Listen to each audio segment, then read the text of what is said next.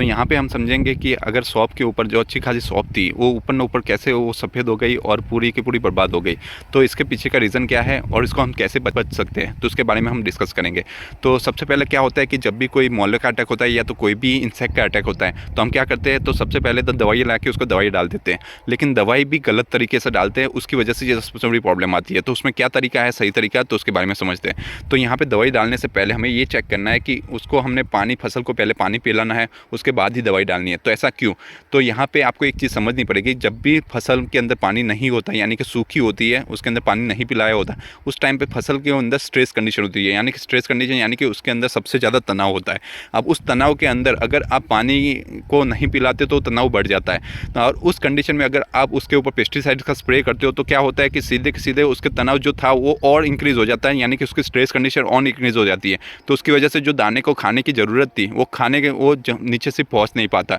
तो ये खाने के ना पहुँचने की वजह से धीरे धीरे दाना सूखने लगता है और पूरी पूरी फसल आपकी सूखने लगती है।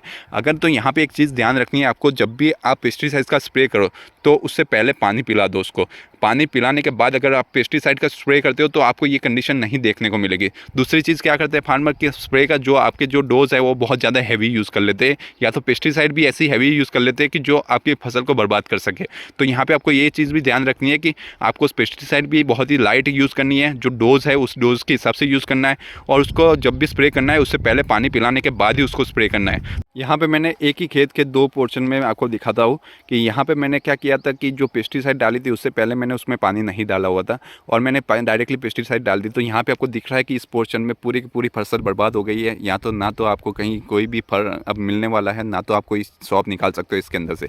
और यहाँ पे इस पोर्शन में मैंने क्या किया था, सबसे पहले पानी पिला दिया था, और उस पानी पिलाने के बाद मैंने क्या किया था, उसके अंदर मैंने पेस्टिसाइड डाली थी। तो उससे क्या हुआ कि पानी पिलाने से उसकी स्ट्रेस कंडीशन कम हो गई, और फिर मैंने पेस्टिसाइड डाली तो थोड़ी सी स्ट्रेस कंडीशन इंक्रीज़ हुई, लेकिन उसको सर्वाइव करने के लिए उसके पास ताकत थी, तो इसकी वजह से उसमें नुकसान नहीं हुआ।